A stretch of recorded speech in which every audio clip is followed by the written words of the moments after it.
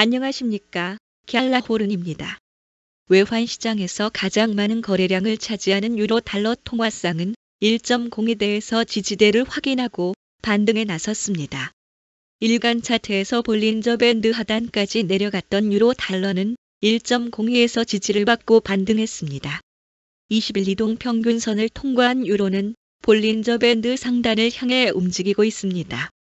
하지만 상단까지 무난하게 움직일 것인지는 아직 불확실한 상황입니다. 일단 눌림목을 주고 재차 반등에 나설 수 있지만 4시간 차트의 120일 지수 이동 평균선에 발목 잡혀 다시 조정에 들어갈 수 있기 때문입니다. 유로 달러가 일단 볼린저 밴드 상단에 도달하면 수년 동안 형성돼 있는 채널 안으로 복귀하게 됩니다.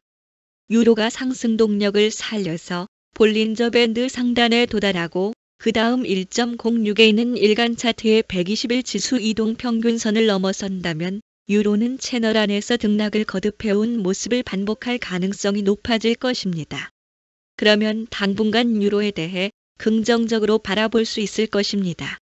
이번 주 원비 가량의 개파락으로 시작했던 유로 달러 통화상은 갭을 메우고 다음 움직임에 나섰습니다. 이번에는 저항선으로 작용했던 4시간 차트의 120일 지수 이동 평균선에 막혔던 유로 달러는 이곳을 통과해 수년간 이어진 채널 하단으로 향했습니다. 하지만 4시간 차트에서 유로는 다시 조정을 맞고 있는데 120일 지수 이동 평균선에서 반등의 발판을 마련할지 좀 더 깊은 조정에 들어갈지는 지켜볼 필요가 있겠습니다. 유로 달러가 조정에 들어가더라도 다시 상승해 채널 하단에서 채널 복귀 여부를 수차례 시도할 것으로 보입니다. 채널 하단이 지지선으로 작용하기 이전에 일종의 통과 의례로서 저항선으로 기능할 가능성이 있기 때문입니다. 달러는 도널드 트럼프 미국 대통령의 관세 정책 관련 보도와 백악관의 공식 입장에 따라 널뛰는 모습을 보이고 있습니다. 트럼프 대통령은 지난 1일 멕시코, 캐나다, 중국에 4일부터 관세를 부과한다고 밝힌 바 있습니다. 멕시코와 캐나다에 대해선 25%의 관세를, 중국에 대해서 10%의 추가 관세를 행정명령을 통해 부과한다는 것입니다. 골드만삭스는 행정명령 발효 직전 마지막 순간에 타협될 여지도 있다고 봤는데 트럼프 대통령은 캐나다와 멕시코에 25%의 수입 관세를 부과하기 직전 관세 부과를 한 달간 유예한다고 밝혔습니다. 쥐스텐 트리도 캐나다 총리는 트럼프의 25% 관세 부과에 맞서 보복 관세를 공언했지만 미국과 관세 부과 30일 유예에 합의하면서 트럼프 대통령의 요구에 맞춰 캐나다의 국경 강화에 13억 달러를 투입하기로 했습니다. 또 마약 문제를 관리하는 펜타닐 차르도 임명하고 마약 카르텔을 테러 조직으로 지정한다고 밝혔습니다. 트럼프 대통령은 이에 만족한다고 밝혔습니다. 멕시코도 미국의 요구 사항을 들어주기로 약속하면서 한 달 정도의 시간을 벌었습니다. 하지만 중국에 대한 10%의 추가 관세 조치는 그대로 발효됐습니다. 캐나다와 멕시코와는 달리 중국에는 10%의 추가 관세 조치가 실제로 발효되자 중국은 즉각 보복에 나섰습니다.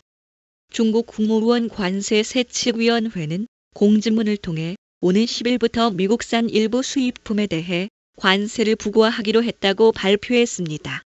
중국은 보복성 조치로 미국산 석탄과 액화 천연가스에는 15%, 원유와 일부 자동차에는 10% 추가 관세를 부과합니다.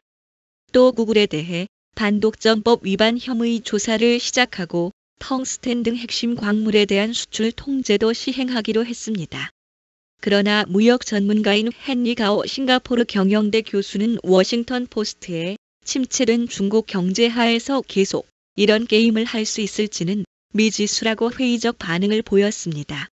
트럼프 대통령은 중국과 대화할 계획이라고 밝히면서 합의에 실패하면 더욱 강력한 추가 관세를 매길 것이라고 중국을 위협했습니다. SEB 이코노미스트인 마커스 위드는 트럼프 대통령이 협상하고 싶어 하는 것은 분명하며 동시에 관세 수입이 세금 감면을 위한 재원이 돼야 한다는 기본적인 생각이 있다고 풀이하면서 그 관점에서 관세 계획을 매번 되돌릴 수 있을지 의문이 든다고 진단했습니다.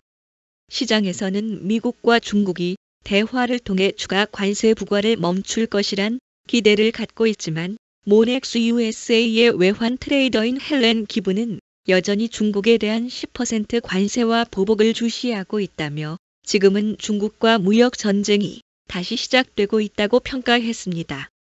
그리고 미국의 고용시장은 여전히 탄탄한 것으로 나타났습니다. 현지 시간으로 5일 미국의 급여 처리 회사인 ADP가 집계한 1월 민간 부문의 신규 고용 인력은 18만 3천 명이었습니다. 시장이 예상한 수치는 15만 명이었습니다. ADP는 12월 민간 부문 신규 고용도 12만 2천 명에서 17만 6천 명으로 수정했습니다.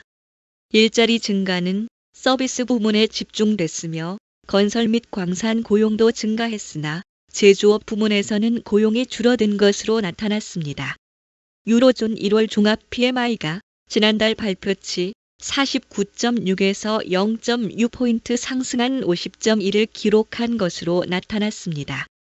종합 PMI가 경기 확대와 축소를 가름하는 50을 넘어선 것은 3개월 만입니다.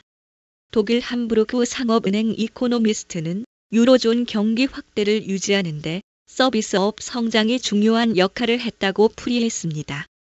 독일의 1월 HCOB 종합 PMI는 50.5로 지난해 12월 48.0에서 2.5포인트 올라 7개월 만에 경기 확대에 진입했습니다. 한편 일본에서는 현재 일본 경제 상황에 대한 논쟁이 벌어지는 것으로 전해지고 있습니다. 우에다 가즈 일본은행 총재는 일본 경제를 인플레이션 상태로 보는 데 반해 이시바 시게루 일본 총리는 일본 경제가 여전히 디플레이션에서 벗어나지 못하고 있는 것으로 보고 있는 것입니다. 우에다 총재는 4일 중의원 예산위원회에서 현재 일본 경제는 디플레이션이 아니라 인플레이션 상태라는 인식의 변함이 없다고 말했습니다. 반면 이시바 총리는 예산위원회에서 일본 경제는 디플레이션 상태에 있지 않지만 탈출하지 못했다고 말했습니다. 또 지금 인플레이션으로 단정 짓지는 않는다고 덧붙였습니다.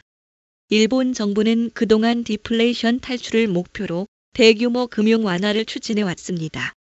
갤라호르는 트레이더의 눈으로 시장을 바라보며 투자자 여러분들이 시장에 대한 이해와 통찰력을 갖는데 도움을 드리고자 합니다.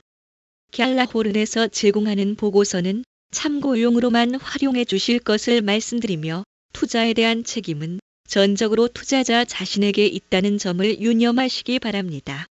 도움이 되셨다면 구독과 좋아요 부탁드리겠습니다. 지금까지 갤라호른이었습니다. 감사합니다.